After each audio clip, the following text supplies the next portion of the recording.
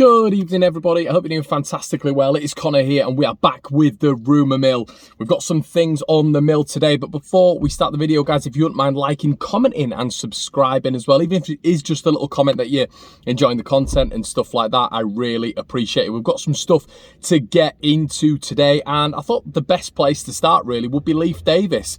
We're going to be talking about left backs a lot today, but Leif Davis, listen, it looks like he's about to secure a move to Bournemouth. I find this really fascinating, to be honest, because we've been talking about Maxwell Cornet the past couple of weeks, the European superstar, the Lyon converted left winger into a left back, and we're all talking about why would we need another addition? Why would we need another addition to go alongside Junior Firpo? But we might be put into a little bit of a goalkeeping situation here as well, where we're going to have to replace like for like. Is that going to have to happen with Leif Davis? Now, it looks like, according to reports, Leif Davis is in advanced talks with Bournemouth. The Championship club are looking to secure his services, but there are several clubs in for Davis, which is fascinating, really, as I've just said, and apparently Brentford are also looking at him.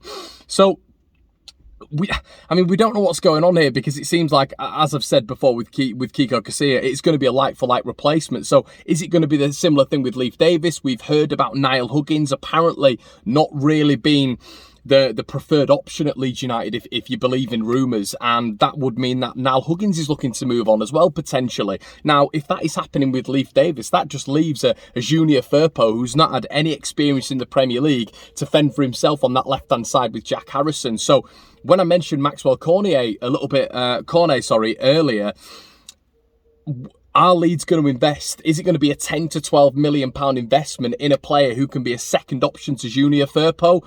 I don't think that's going to be Cornet, but that will be the likely option now, although it is only going to be a loan for Leif Davis. So it's all up in the air at this moment in time. That's definitely one to keep an eye on. Really interesting. I didn't expect Davis to go out. I expected Niall Huggins to go out. Are you guys happy with that? Are you not happy with that? I would probably say that I'm not happy with that if it's leaving us without that supplementary left back. Let me know in the comment section below. Hopefully, Leeds United will be able to get another addition under our belts. Now, listen, yesterday I said on my Twitter account via Leeds United Live that Leeds had made a cash bid for Newcastle's Freddie Woodman. According to Lee Ryder, part of the Newcastle Chronicle and the Reach Network, apparently Leeds United had made a cash bid for Freddie Woodman, but that had been knocked back. Freddie Woodman, sorry. But that had been knocked back, so Leeds United had moved on to a different target. Now, this different target apparently has been on Leeds' radar now for 2 years. Vålerenga goalkeeper Christopher Claesson this week, personal terms, according to several outlets this morning and throughout the day, actually, have said that personal terms are almost agreed between Leeds United and Vålerenga.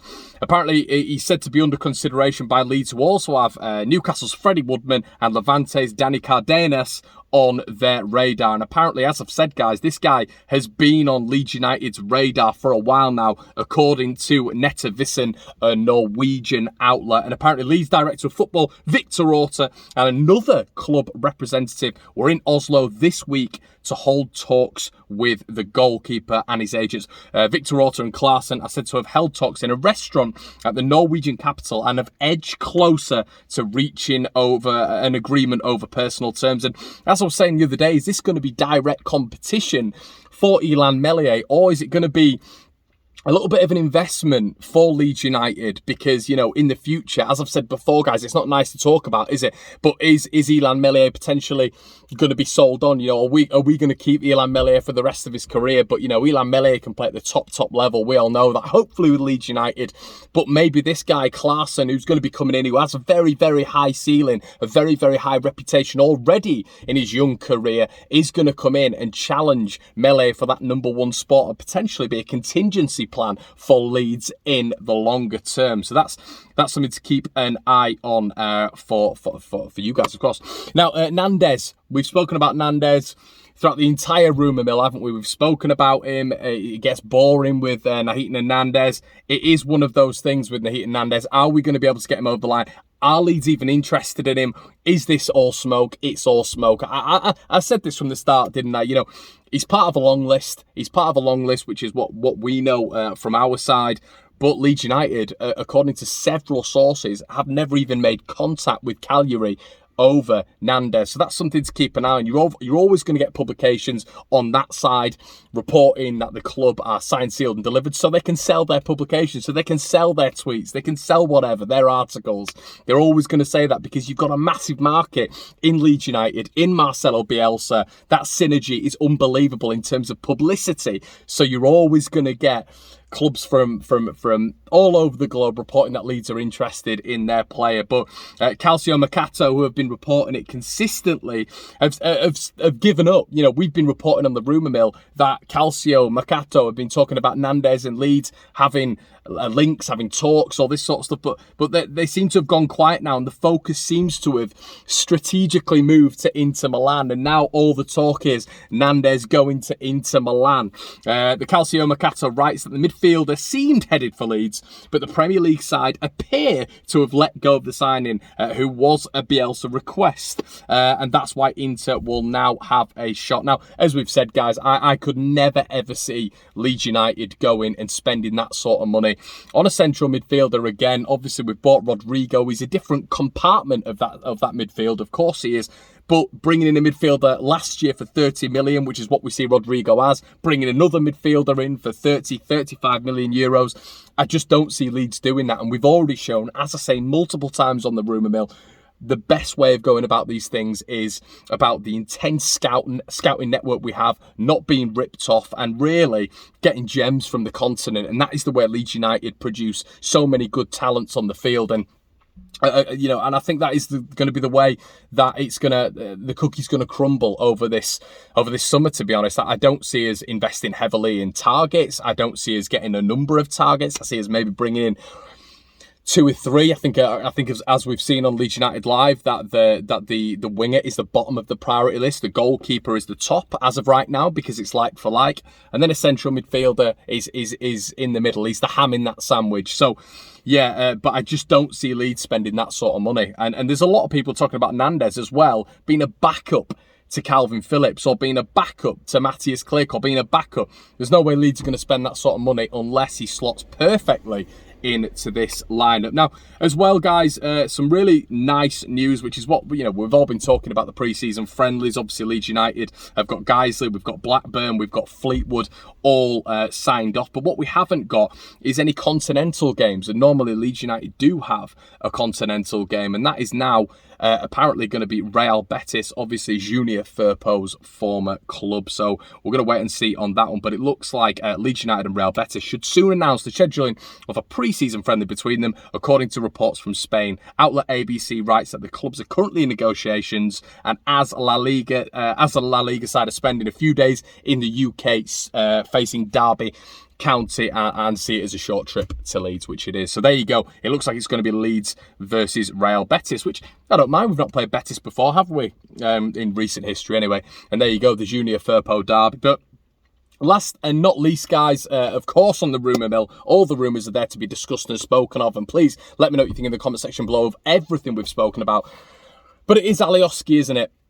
I made a video on ALIOSKI around about 3 months ago now, when the news was broken of him potentially joining Galatasaray. It then sort of ebbed out, didn't it? We heard him going to Italian clubs, apparently. We heard the big link was Trabzonspor. They were offering him £20,000 a week. Apparently ALIOSKI was looking more toward the £2 million mark a year, €2 million a year, which is actually close to what Junior Firpo is in at Leeds United. So his demands were quite high, according to reports. So you were expecting him to go to an upper echelon club with you know, who have been in Europe recently, and who are one of the sort of seen as top clubs in Europe.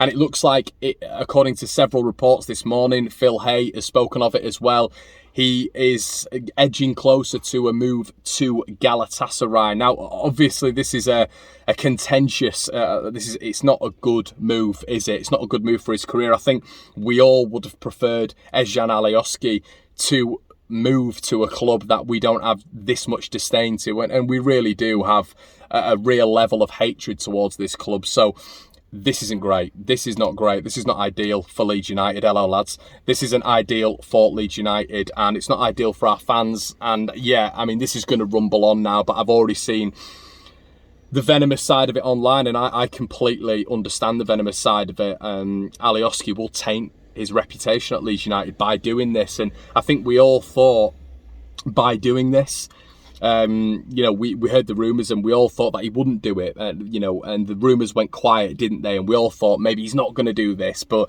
they seem to have heated up again. Obviously, that wage packet is going to make a massive difference to Özcan Alioski's future. We've seen that he's turned down Trabzonspor because of the wages. How many more clubs are looking at Özcan Alioski? It doesn't look like there are that many. You know, it doesn't look like you're hearing, you know, you like your Inter Milan or your AC Milan or your Sevilla or your Valencia, or clubs that are going to be willing to pay those wages after Alioski, and I think that's going to be the problem for him. And if Galatasaray are the only ones in the hat, there's a lot of people saying that, you know, he did well for Leeds, but this is on footballing terms. He wasn't to do with that squad. I have sort of changed my opinion on it. I can completely understand, especially with all of this time, why Leeds fans are sort of blaming Alioski for it, and I'm coming more round to that side of things, to be honest. I do not want him to go there. You know, in my eyes, him leaving Leeds United, the farewell video from Leeds United, everything we've had from Alioski, I feel that there should be a level of respect there, and going to Galatasaray among any other club in Europe is just, it's the worst move for me. It is the worst move, you know. I mean, it just is, isn't it? Let me know in the comment section below exactly what you think, guys. It is a bit of a sour note to end it on. Hopefully he doesn't go there, but it looks like all reports are sending everywhere today that he is going to be going to Galatasaray. But it is what it is. You know, we move on to better things. We've got Junior Firpo now. We've got Roberto Carlos. We're going with that. Let me know what you think in the comment section below, guys. Let me know what you think exactly on the rumours, and I will catch you tomorrow. Cheers.